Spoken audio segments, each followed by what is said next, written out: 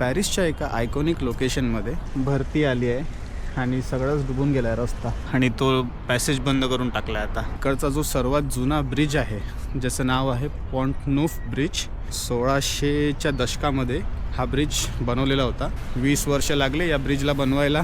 असे फेसेस म्हणजे total 381 faces आहेत या ब्रिजच्या वरती. इकडे एकदा फ्लड आलेला, भरपूर मोठा फ्लड, तर त्या वरच्या पॉईंटपर्यंत पाणी भरलेलं होतं. पूर्ण हा परिसर डुबलेला होता पाण्याच्या आतमध्ये. मुंबईपेक्षा पण छोटा पॅरिस आहे.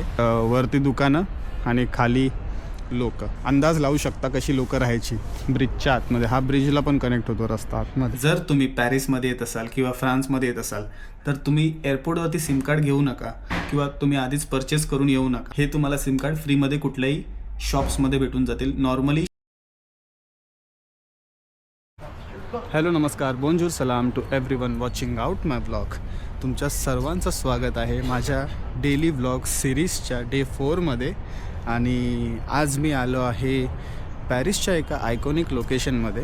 म्हणजेच इकडचा जो सर्वात जुना ब्रिज आहे ज्याचं नाव आहे पॉन्ट नूफ ब्रिज, त्याच्या समोर.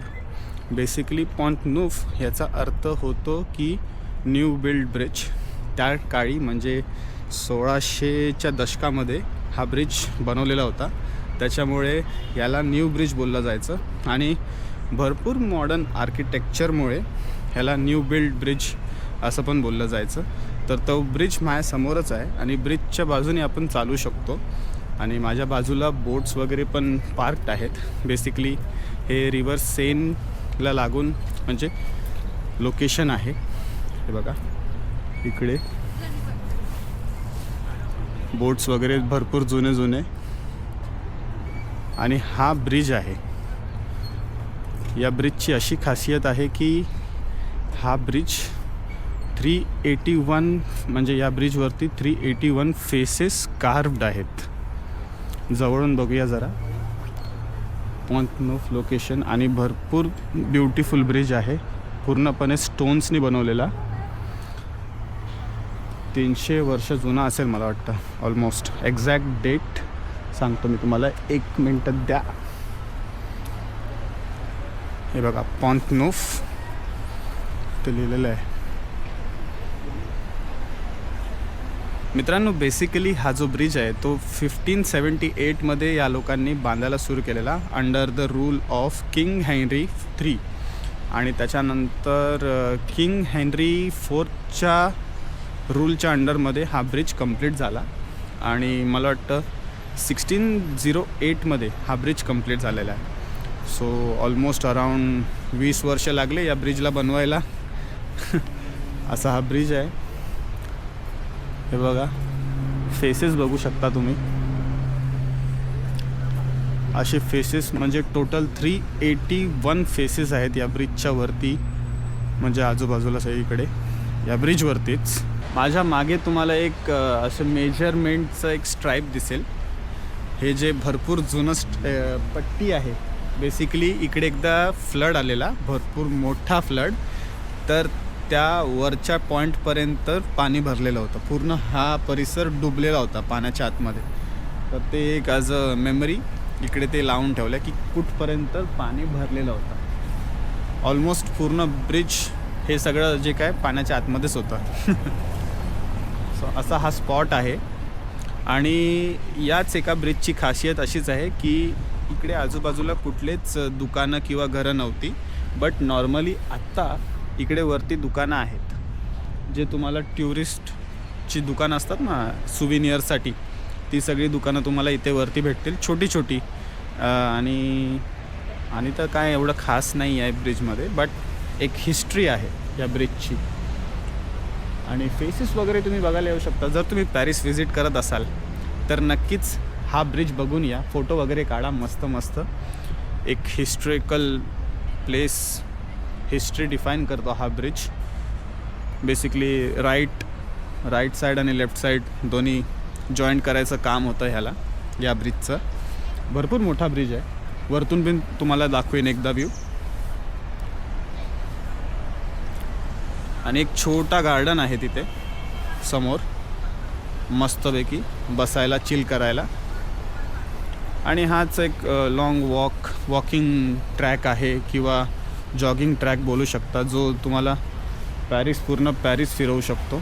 बेसिकली या रस्त्यावरून तुम्ही सगळीकडे जाऊ शकता. पॅरिस भरपूर मोठा नाही आहे, मुंबईपेक्षा पण छोटा पॅरिस आहे. तुम्ही वॉक करून पण चालून पण पूर्ण पॅरिस फिरू शकता. आणि आज मौसम पण मस्त आहे, भरपूर टुरिस्ट आले आहेत, टुरिस्टिक झाला आहे पॅरिस आता. हे बघा, तुम्ही इमोशन्स बघू शकता यांच्या चेहऱ्यांवरती. सगळ्या चेहऱ्यांचे एक वेगळे इमोशन्स आहेत. माझ्या मागे जी जागा आहे बघा, ह्याच्यावरती तुम्हाला एक ब्लॅक कलरचे असे थोडंसं दिसेल बॉक्स आहेत ना, ते बेसिकली इकडची दुकानं आहेत. आत्ता ही एस्टॅब्लिश झाली आहेत दुकानं, छोटे दुकानं रस्त्याच्या बाजूलाच. बट पहिला काहीच नव्हतं, पूर्ण ओपन होता आणि रिव्हर सेनचा तुम्हाला पूर्णपणे व्ह्यू भेटायचा. आणि त्या दुकानात जे काम करायचे ना पहिला काळी, म्हणजे 100 वर्षाच्या आसपास असेल मला वाटतं, ते इकडे राहायचे खाली, दुकानांच्या खालीच राहायचे इकडे खाली. आणि बराच मोठा पॅसेज आहे हा, अजून पण थोडं व्हेंटिलेशनसाठी ओपन ठेवलं आहे. बट वरती दुकानं आणि खाली लोक, असं तुम्ही एक अंदाज लावू शकता कशी लोकं राहायची ब्रिजच्या आतमध्ये. हा ब्रिजला पण कनेक्ट होतो रस्ता आतमधून. पॅरिस भरपूर अंडरग्राऊंड आहे, म्हणजे पॅरिसच्या खाली भरपूर काही गोष्टी लपलेली आहेत. कॅटाकॉम्स वगैरे पण आहे, त्याच्या आतमध्ये भरपूर लोकांना गाडलं आहे. ते पण आपण व्हिडिओ बनवूया लवकरच. हे बघा, ब्रिजच्या वरती जे लॅम्प्स आहेत ना, त्याच्यावरती पण फेसेस बनवले आहेत. 4 बाजूला 4 फेसेस.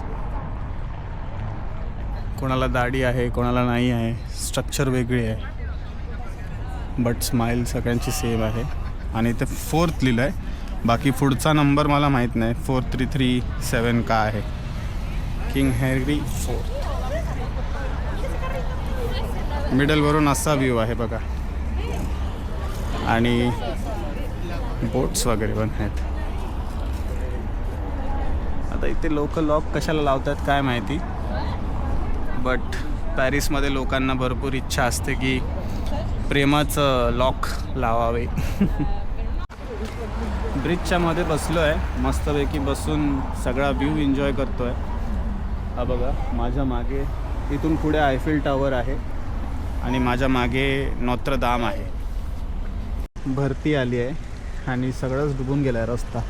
नॉर्मली इथे बघा बसायला वगैरे जागा आहे, बट भरतीमुळे पूर्ण डुबला आहे. जसं तिकडे समोर आहे ना चालायला माणसं चालत आहेत बघा, तसं इथे पण आहे, बट पूर्ण भरतीमुळे डुबून गेला आहे आणि तो पॅसेज बंद करून टाकला आहे आता. बट आपला पॉइंट नूफ हा ब्रिज तिकडे आहे पुढे. किंगला दाखवलं आहे त्या चित्रामध्ये, किंग कसा लोकांना हेल्प करतो जेवण वगैरे प्रोव्हाइड करून, ते सगळं. आणि वरती स्टॅच्यू आहे किंगचा घोड्यावरती, किंग हेनरी 4th. भरपूर मोठा स्टॅच्यू आहे आणि भरपूर जुना स्टॅच्यू आहे.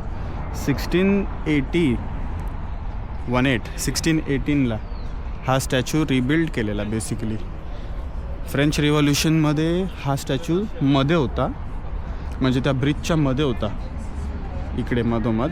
बट फ्रेंच रिव्हॉल्युशनमुळे तो तोडला गेला, डिस्ट्रॉय केला गेला आणि त्याच्यानंतर मग 1618ला हा स्टॅच्यू परत इकडे बांधला साईडला ॲज अ मेमरी.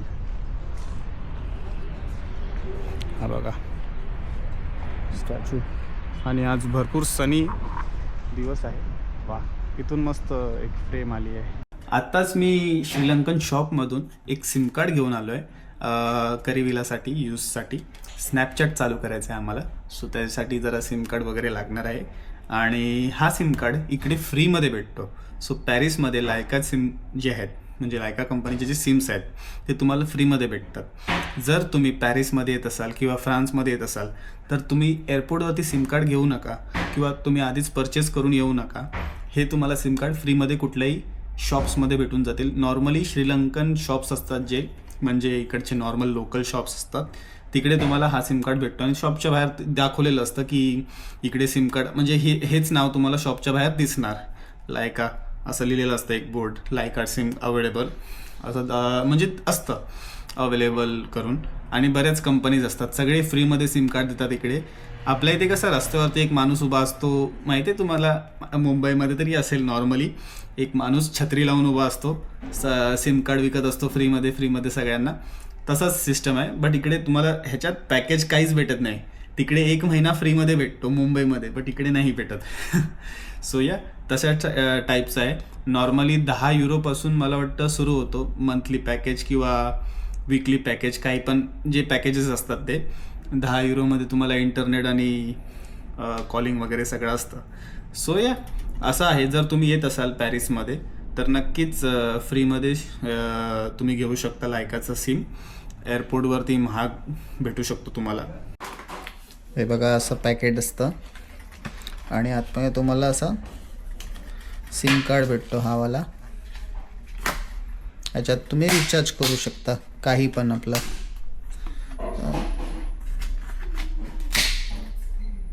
असा सिम कार्ड भेटतो. तर मित्रांनो असा होता माझा डे 4. आणि आजच्या व्हिडिओमध्ये जास्त काय नाही, ब्रिज दाखवला तुम्हाला, सर्वात जुना ब्रिज ज्याचं नाव आहे पॉन्ट नूफ. एक हिस्टॉरिकल प्लेस आहे आणि बरेच ब्युटिफुल प्लेस आहे. बेसिकली त्या जागेच्या पुढे मागे भरपूर जास्त ट्युरिस्टिक स्पॉट्स आहेत. सो तुम्ही जर पॅरिसमध्ये येत असाल तर त्या ब्रिजला बघा, त्याच्यानंतर आजूबाजूचे स्पॉट्स बघा. म्हणजे पॅरिसच्या आतमध्ये एक हिस्ट्री तुम्हाला एक दिसेल तिकडची, म्हणून आजच्या व्हिडिओमध्ये ते दाखवलं. आणि जास्त काय नाही, सिम कार्डची इन्फॉर्मेशन दिली. आजच्या ब्लॉगसाठी एवढंच ठेवतो. छोटे छोटे ब्लॉग्स दररोज बनवत राहणार, 10 मिनटं 12 मिनटं 15 मिनटं मॅक्सिमम, त्याच्यावर नाही. जास्त करून 12पर्यंत ठेवीन, ट्राय करीन.